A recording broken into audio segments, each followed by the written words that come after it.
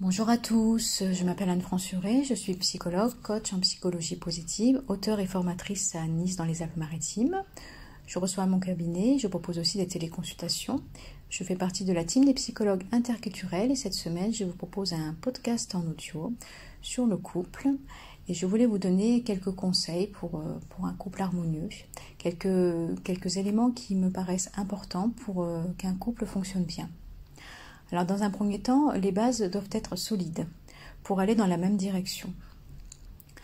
Ensuite, je pense aussi qu'avoir des projets en commun sur du long terme, c'est bien de pouvoir justement, pour rapprocher le couple, se dire que durant, par exemple, une année qui commence, cette année, on va faire tel projet.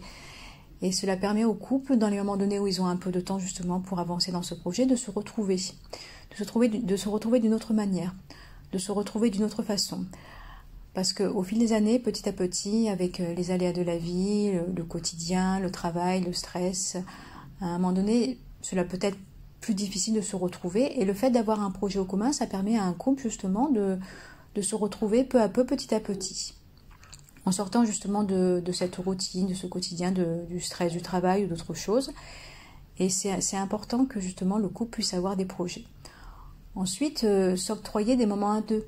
Continuer à faire au fil des années des soirées en amoureux, en amoureuse, continuer les petites attentions, les petits mots doux, les petits textos, les cartes, les surprises. C'est important justement de montrer à l'autre qu'on ne le considère pas comme une acquisition, qu'on essaie toujours de le séduire, de le reconquérir petit à petit au fil des années. C'est important. Ensuite, avoir une sexualité épanouie. La sexualité ne fait pas tout, mais elle fait partie du couple. Et c'est important d'avoir cette sexualité présente d'une manière régulière, je dirais. Et par extension aussi, je pense aussi que ce qui est important, c'est avoir une bonne communication. C'est important de pouvoir exprimer à l'autre ses ressentis, ses émotions, peut-être pas tout le temps, mais d'une manière aussi régulière. En fait, si vous voulez, d'une manière générale, je parle souvent de juste dose. Et la juste dose, elle est importante. Dans toutes les sphères, dans tous les facteurs et dans un couple, c'est important justement de donner, d'exprimer, pas trop, mais juste ce qu'il faut. Ensuite, j'avais noté aussi accepter son partenaire tel qu'il est, avec ses qualités et défauts, comme s'accepter soi-même avec ses qualités, ses défauts, ses traits de caractère. Et de là, en fait, il y a cet amour que je parle souvent inconditionnel.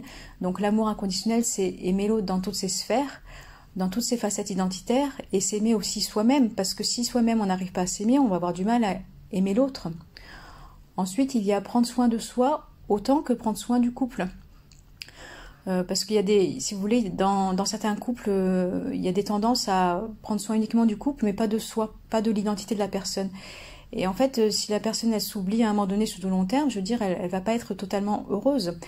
Il va avoir des manques, elle va avoir des manques de temps pour elle. Mais c'est important justement de prendre soin de soi, de faire des activités pour soi, des projets, des activités à deux, mais aussi pour soi. Et savoir justement qu'est-ce qui vous fait du bien justement au quotidien, dans la semaine, le week-end. Donc le prendre soin de soi est aussi important que le prendre soin du couple. Si on est bien soi-même, on est bien dans le couple. Si on est bien soi-même, on est bien dans le couple. Je répète, je fais exprès de le répéter pour que ça soit bien ancré. Ensuite, c'est important aussi, je trouve, avoir confiance en l'autre, en son partenaire, en sa partenaire. Et pour ça aussi, il faut avoir confiance en soi. Plus on a confiance en soi, plus on a confiance en l'autre. Et si par exemple vous avez eu, je sais pas, une ancienne histoire d'amour, un mauvais souvenir, c'est bien de travailler là-dessus justement pour pouvoir faire de nouveau confiance, se faire de nouveau confiance à soi et confiance à l'autre aussi plus facilement. C'est important de faire de manière régulière un travail sur soi, pour le couple aussi. Ensuite, j'avais noté faire des compromis. C'est important de faire des compromis. Alors pour moi, il y a vraiment une distinction compromis-concession. Pour moi, une concession, j'aime pas trop parler de concession.